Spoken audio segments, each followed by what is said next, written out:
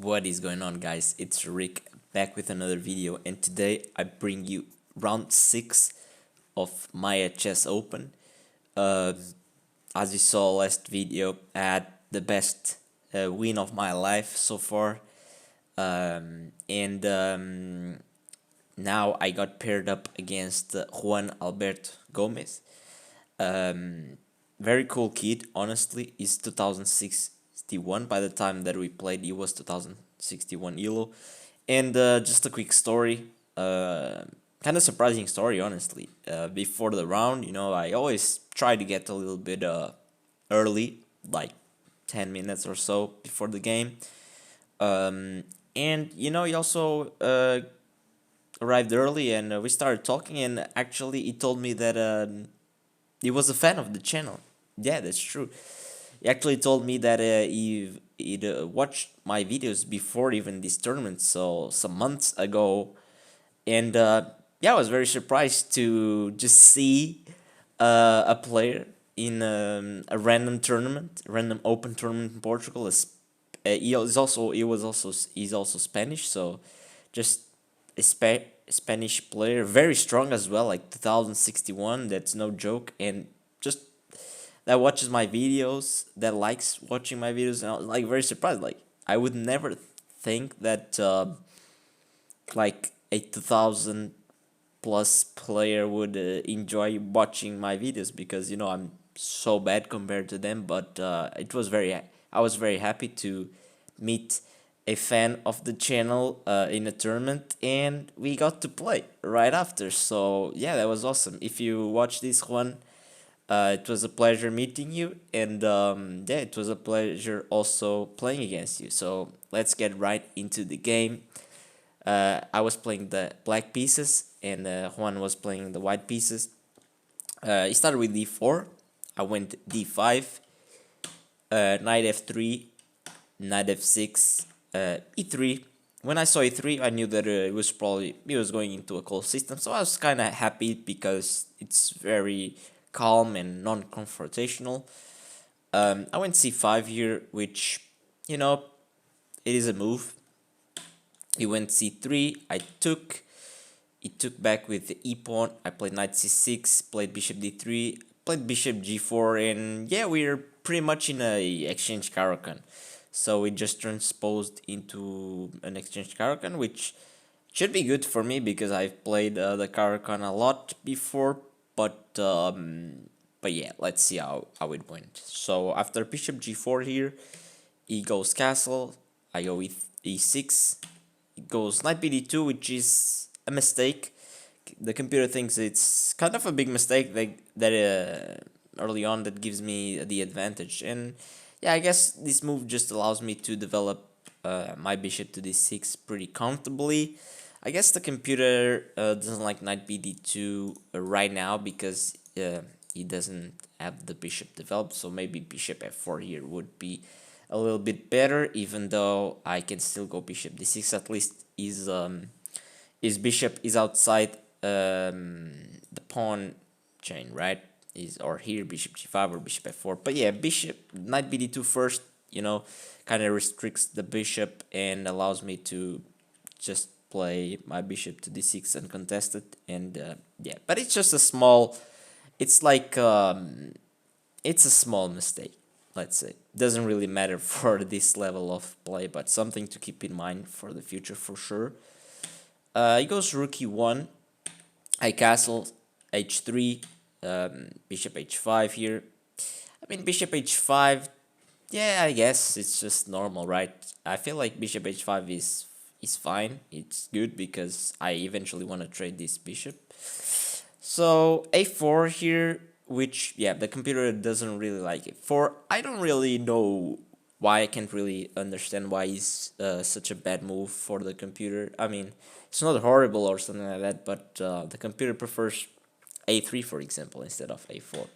But yeah, a4, and here I play a very, very, very, very horrible positional mistake here. Just I play a5, which it's just horrible, honestly.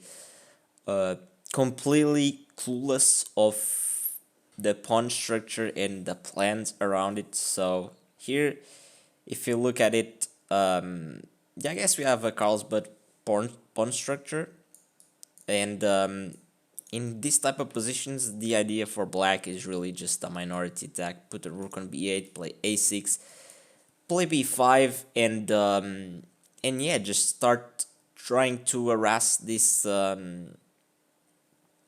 pawns. For some reason, I feel like in during the game I was afraid of letting him play like b4, but b4 can never be that good, or I guess it can be good, but it doesn't look good here because this pawn is weak. Rook c8 quickly, rook c8 quickly, targeting c3, maybe knight e7, just reroute the knight, and yeah, I feel like he's overextending the queen side and is not that good. I don't think he wants to touch this anytime soon. Probably play more on the king side. But yeah, just a really bad positional mistake. Also, I don't know, I might have been afraid of like something like a6 and a5, but this just loses a pawn straight up, so I don't know.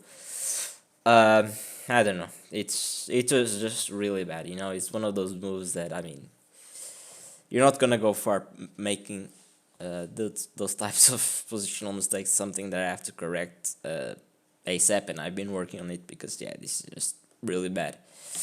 A5 is really that bad. It doesn't look that bad, but it's really that bad.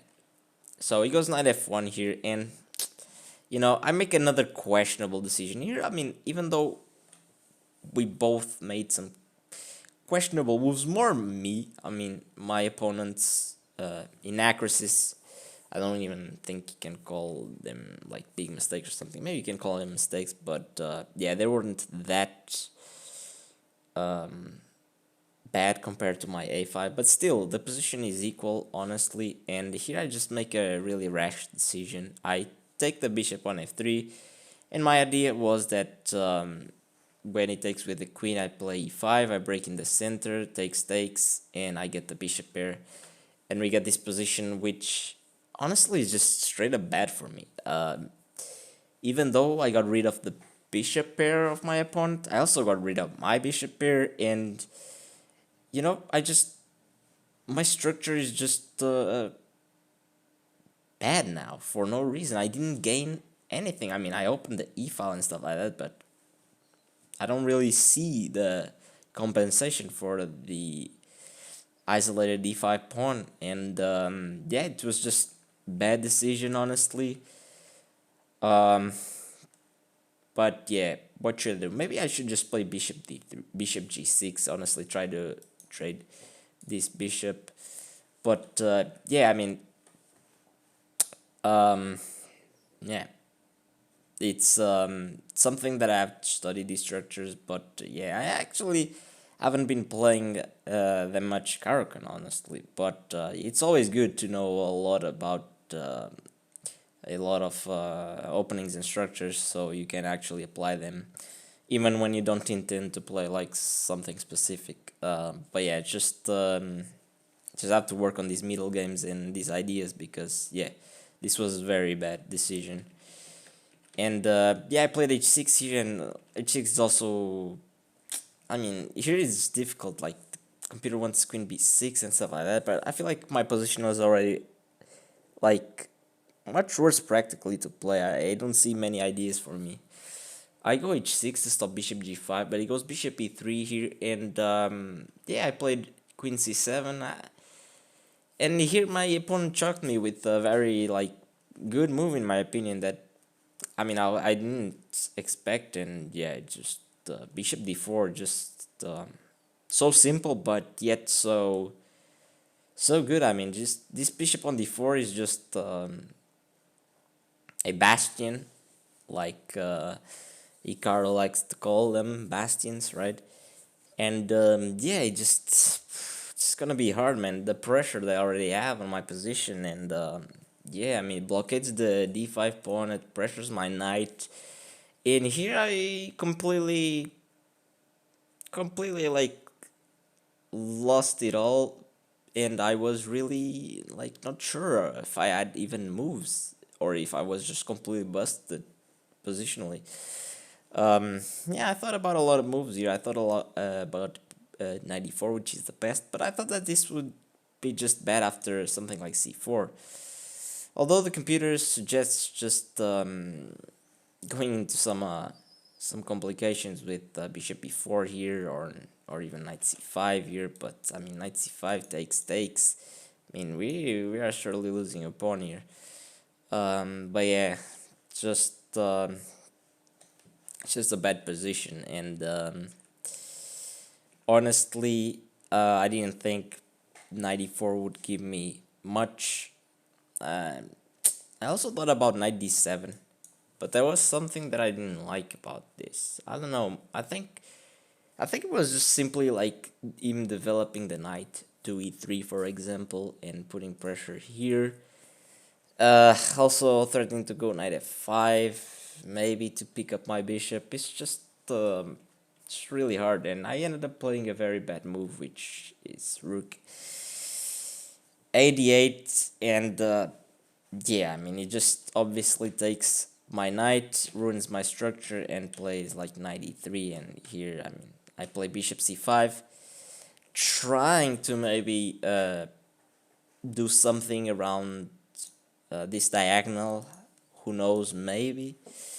But yeah, it's just, you know, not looking good at all, for sure. And here he takes, which is a big mistake, honestly. Here he's like +2, and after taking the pawn, which should have been the whole idea of bishop c5, so he cannot take the pawn on d5, create some trap. But here, I mean, I totally disregarded the fact that I played the idea of playing bishop c5, and this is just really hard to explain how I completely missed bishop takes f2, which, I mean, would have given me some chances to get back into the game. So let's say takes, and yeah, after queen c5, you know, the knight is attacked, and can play knight d3. So if he plays like something like queen e3 here, I can, if I take with the queen, he's got queen takes h6, so I would take here with the